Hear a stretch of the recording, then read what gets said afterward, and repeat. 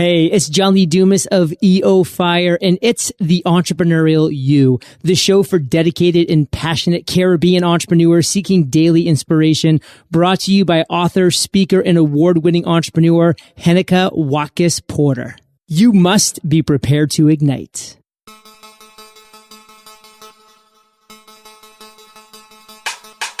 Coming up on this episode of the Entrepreneurial You, those super successful and well-known products came much later in our history because we took a lot of the lessons that we learned over the first decade from like 2000 to 2010 and applied them.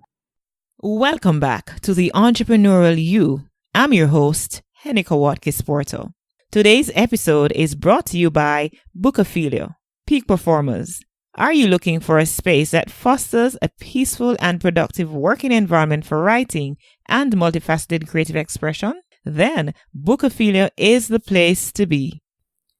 I'm super excited to speak with today's guest. He is the co-founder of Trello, the collaboration tool used by millions around the world to organize and prioritize projects using boards, lists, and cards. He's also the co-founder of Fog Creek Software for project management.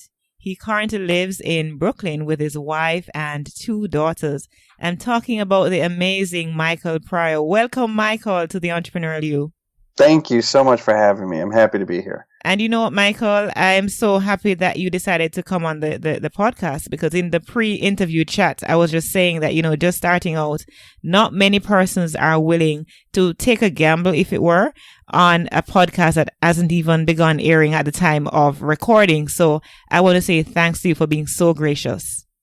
Well, I'm happy to pay it forward to, somebody else who's starting a new venture. I think that's... I was in your shoes not that long ago, so I'm happy to do it. Awesome. Before we get into the thick of things, I have a fun question for you, and here it goes. If you were stranded on a desert island, what 3 items would you want to have with you? That's a good one. All right, so I'm gonna do one practical one, which would be I'm gonna do some snorkel fins because I'm not such a great swimmer, so that would be helpful. Okay. And then a dog to keep me company. I don't currently have a dog, but I feel like if I was stuck on a deserted tropical island, that would be really helpful. And let's see, what's the third one? How about a guitar? I don't know how to play the guitar, and I bet it would take me a really long time to learn. So that would keep me occupied for a very long time. Indeed, and you would not be bored in just thinking about being there. Yes, awesome. All right, I want to have you, Michael, leave your contact information so that along the way, as we continue our conversation, you might say something that jumps out, at our listeners, and they may want to tweet at you or so on. So go ahead and leave. Yeah, it's just my full name, Michael Pryor, on Twitter. It's MichaelPryor. So in the intro, I mentioned very briefly what Trello is all about, but I'm going to ask you now to fill in some blanks a little more for us and tell us about the unique selling proposition of this awesome program. Sure.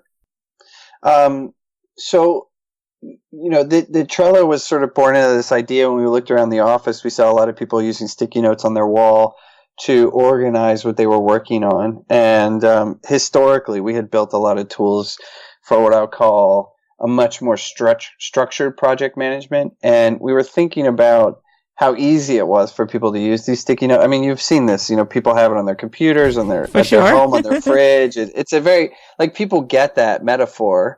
It helps them organize their thoughts. And there's something about being able to see it in front of your face.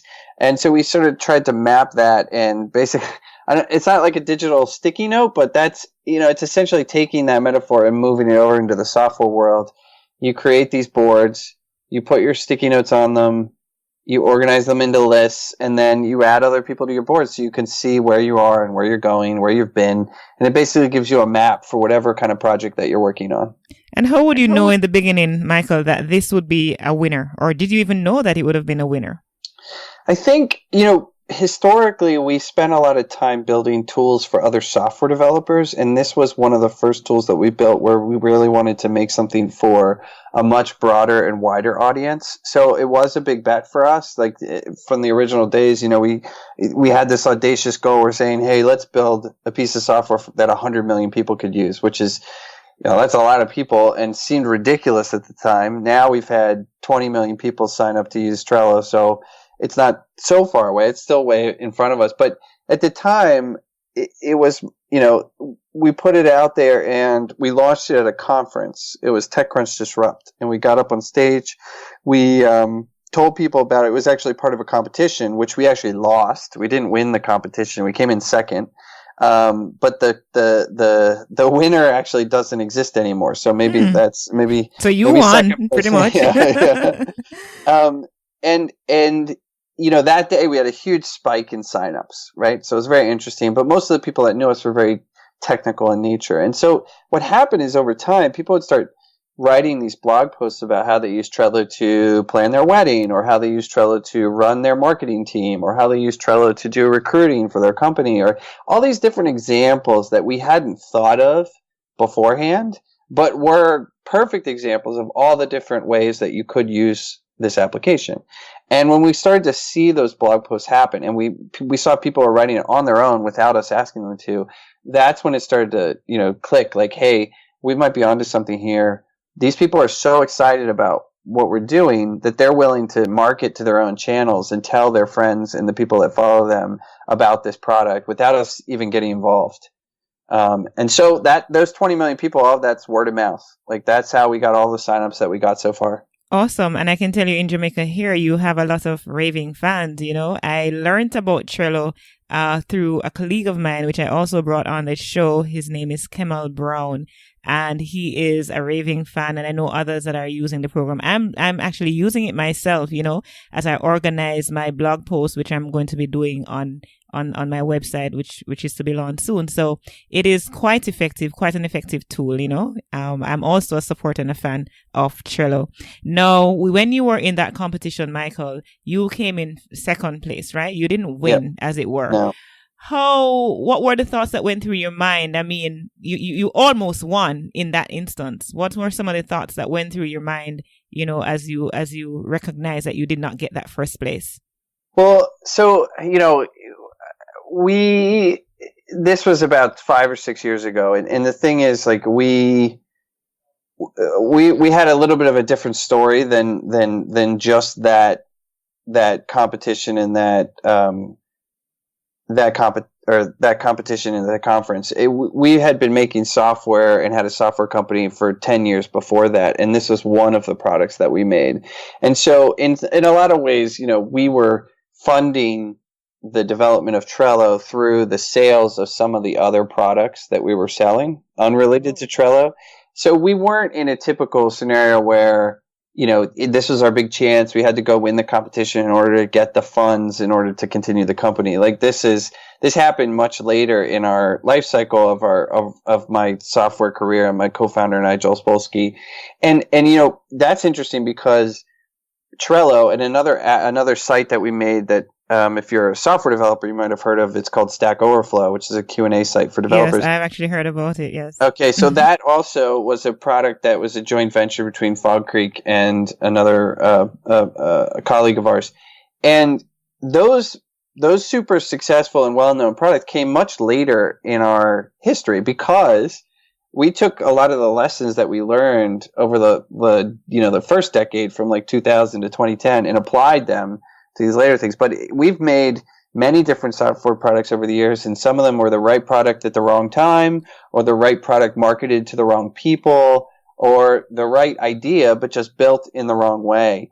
And so there was a lot of failures along the way. So when you look at it, you say, oh, Trello, it's very simple. You came up with this idea and it was a huge success. And it's like that was built on a whole decade's worth of experience. And then not only that, but all the, the luck and the privilege that we had in order to be in the place we were in our lives to be able to take that leap. So a lot of different things went into that. What seems like an overnight success was actually a really long journey. And you spoke of some lessons learned. What were some of those lessons? So I'll tell you some the apps that we built. So I don't know if you've ever heard of Log Me In or Go to My PC, which was there were companies which allowed you to get onto a remote computer, Oh, and okay.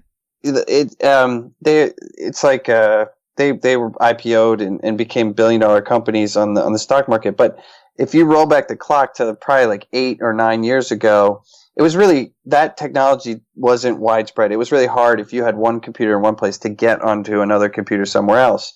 And we had developed a tool that allowed you to do that. It was called Copilot. It still exists if you go to copilot.com. And we had built it for ourselves because we were actually trying to help our customers install our software on their computer. And we struggled with them trying to tell us over the phone what they were seeing. I know what that is like. Right. And so we were like, if we, we realized that we could use the software. It's like, if I could just see their computer and control it, I would solve this problem. And nowadays that's pretty easy to do. Right. But back then it wasn't. And so we built a tool that allowed you to do that. And we marketed it to customer support agents.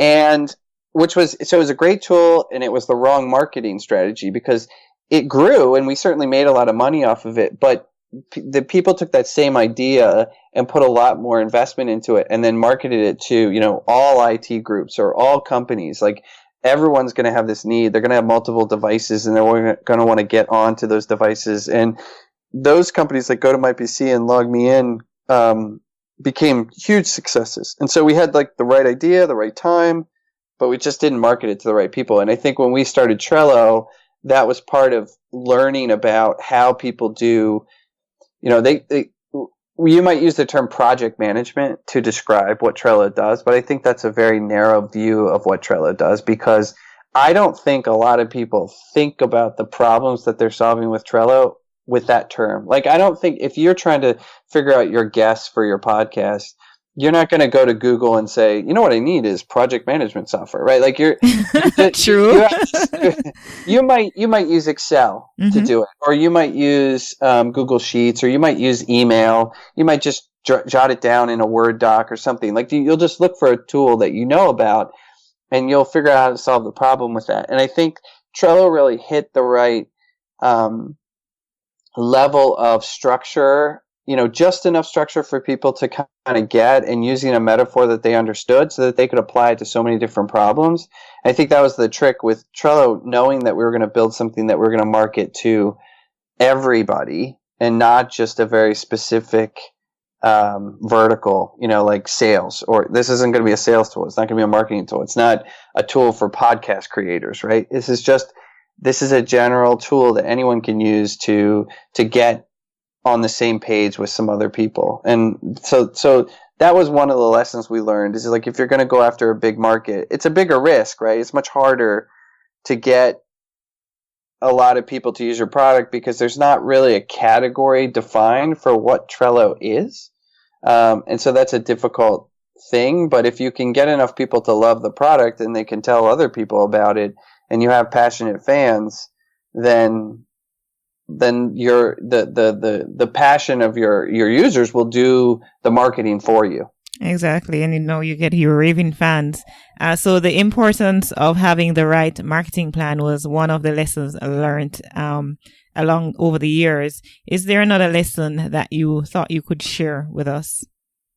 Yeah, there's, I think software today, the way that people use software, there's a much more, because we have devices with us all the time. So now, right before we started Trello, the iPhone came out and Android was picking up, and this sort of idea of smartphones, and people were, that was only like 6 or 7 years ago. It seems like it was longer, but, but it wasn't, you sort of go to work. Yeah, you had laptops and things like that, but generally people went to work and they had their computer at work, and then they went home, and they weren't sort of connected at all hours. And now, everyone's connected all the time, and you can run apps on your phone. They all talk to the cloud. It's like everyone's just connected. And, knowing that was going to happen, building Trello at that time, in the way that people's work and their personal life and the tools that they use to solve problems in their work and personal life becomes a little bit more fluid. And I think that their relationship with software then becomes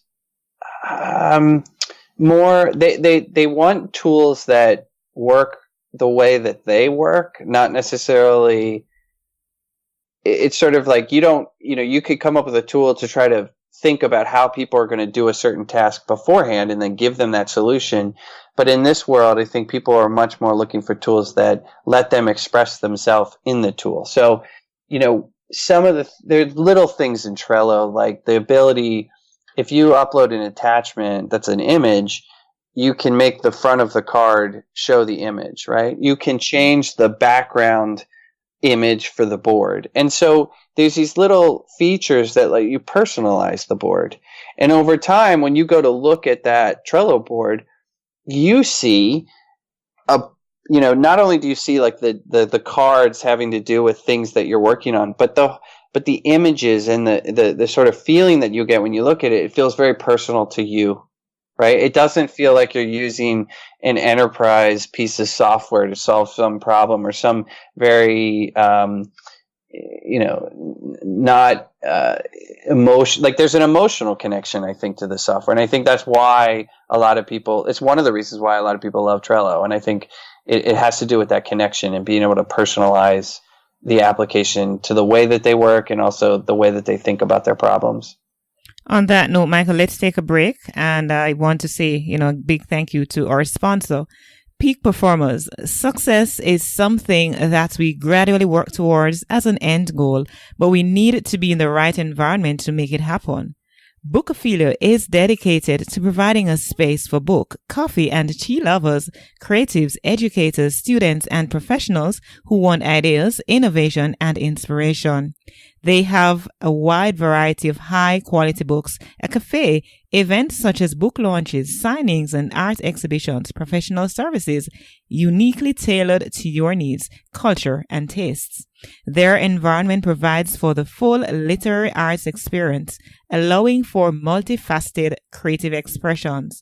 Find them on Facebook, Instagram, and Twitter at Bookophilia. Welcome back. Thank you, Michael. Thank you for staying with us. And now we want to move into hearing from you about maybe your worst moment as an entrepreneur that you would have faced. What was that like? Oh, that's a really good question.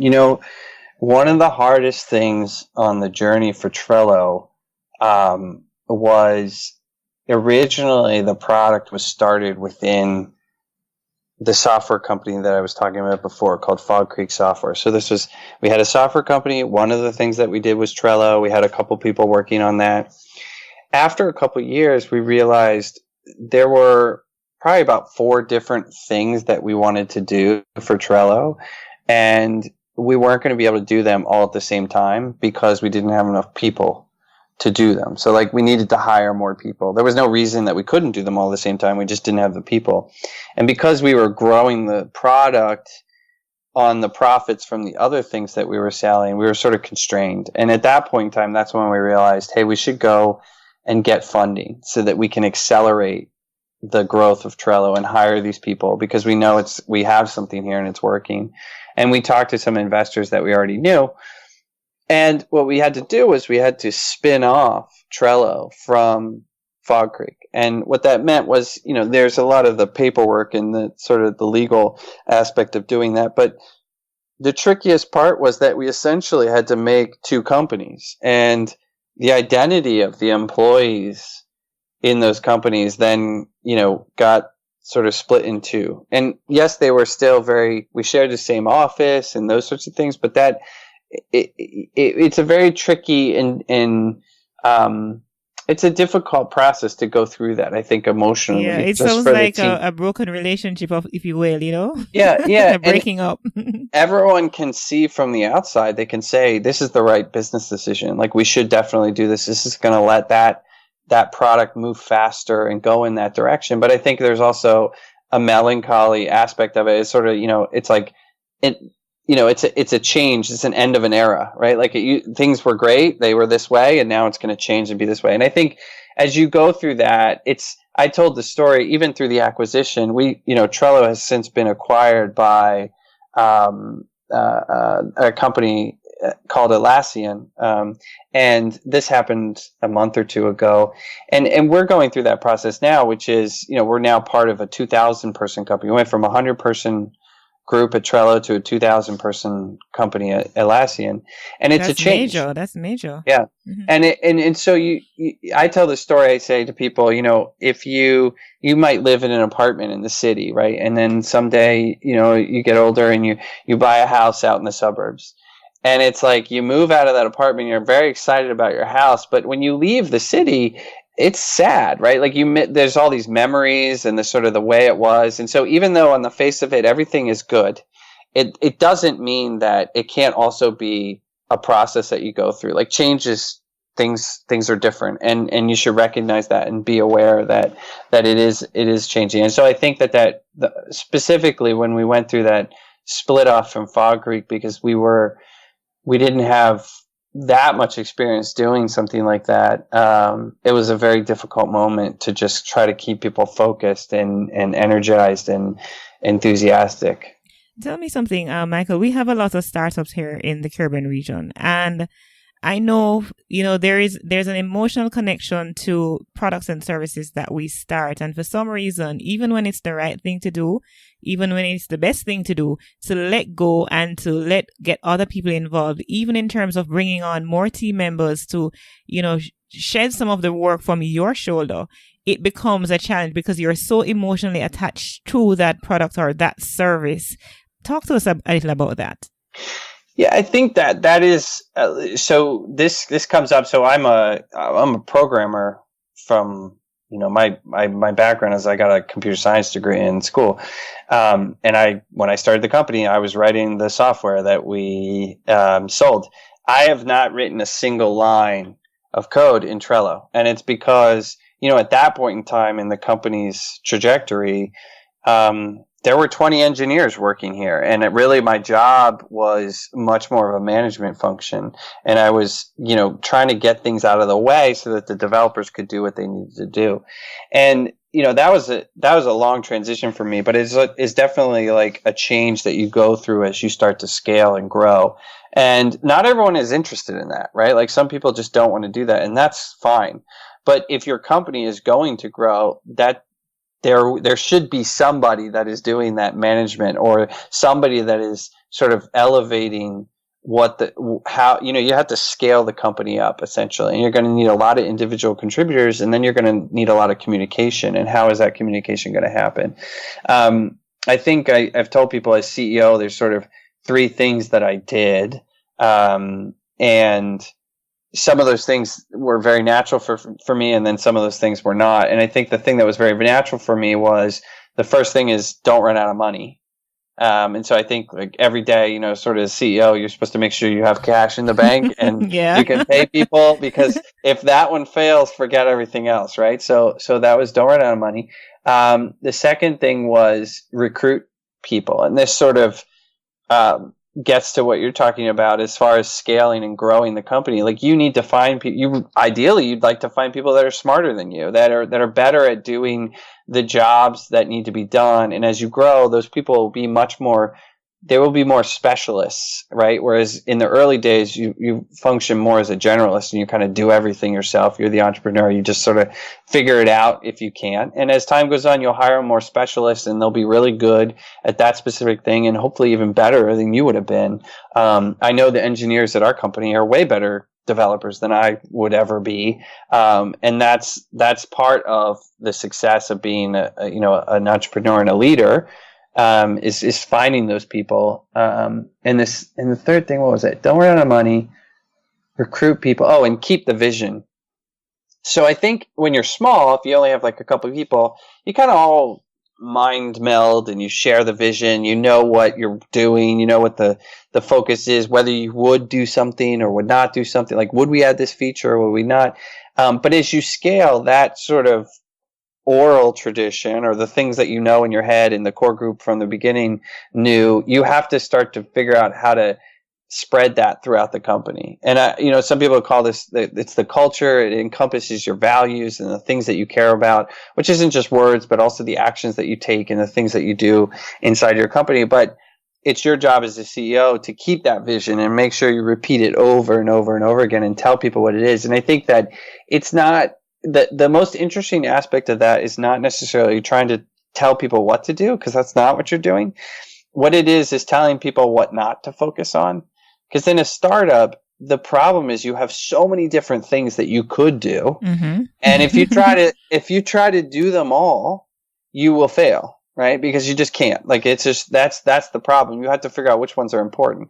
And so doing that, as you grow, you need some kind of metric, something, at least to measure these different activities by, so that you can figure out whether you would do A over B. You know, like, should I focus on this quarter, or should I focus on that? And there's structure ways to do this through what they call OKRs, objectives and key results. But keeping that vision of like, hey, this is what our goal is. This is what we're focused on now.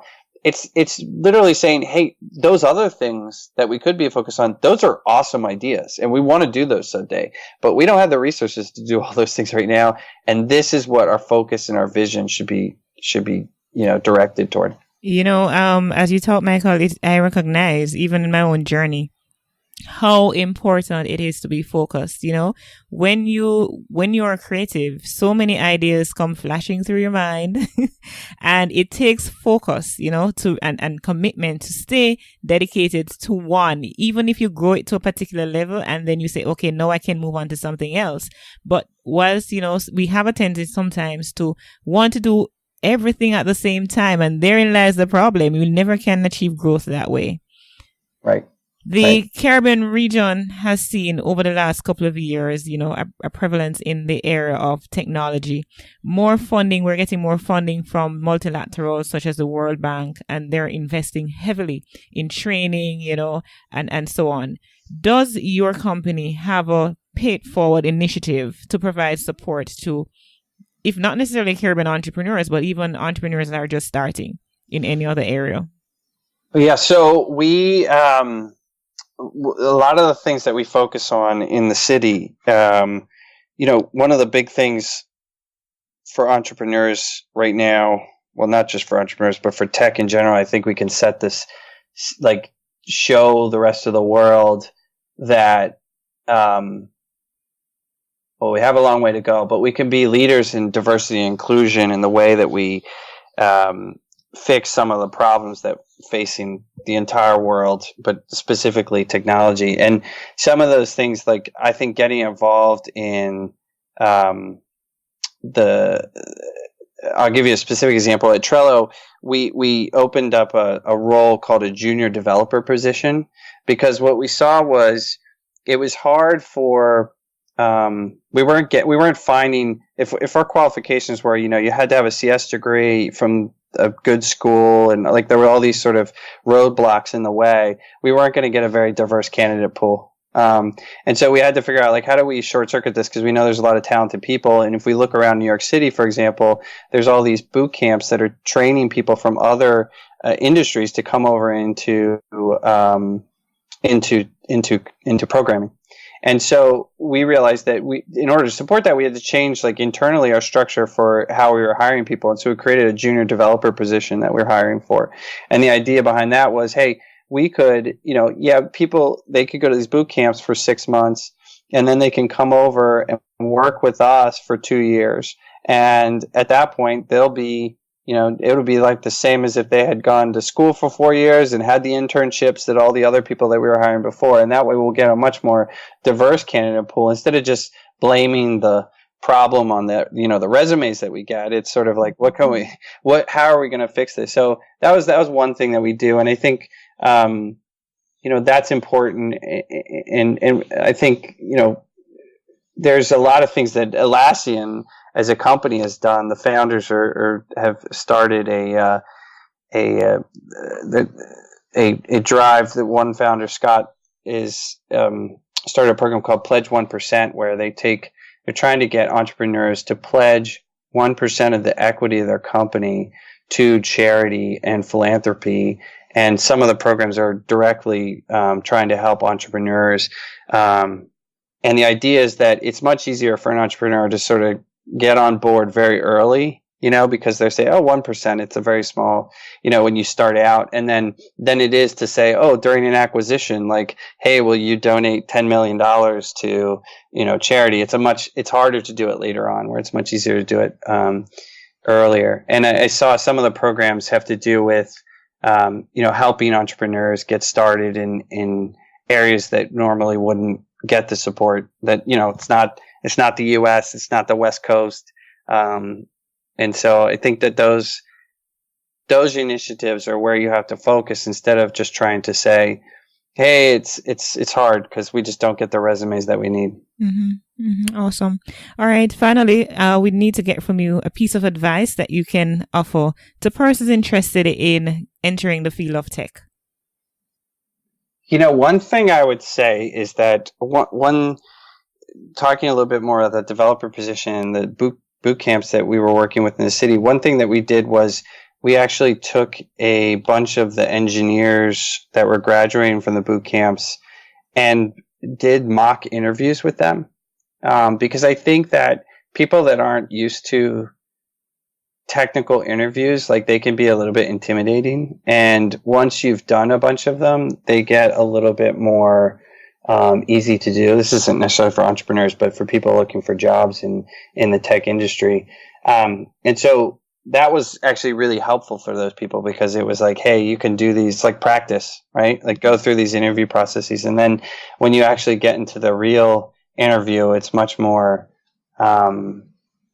easy. And now, some advice for an entrepreneur, I think we talked about this before, but I think that the hardest thing is focusing on the one thing. It's not coming up with a new idea. Like, you see people, this is always the classic mistake where somebody says, hey, I have an idea for a startup, but I'm going to need you to sign this NDA, or I can't, or don't tell anybody else this idea. And it's like, if you think that the idea is the important piece, then you have no concept of what the hard part is, right? It's all about the execution. Exactly. Like you're starting this podcast now, right? And it's like, you literally could set that goal where it's like, I can't wait till I say, this is our 1000th episode of the podcast, and it's like all the small steps that you have to take in between now and then.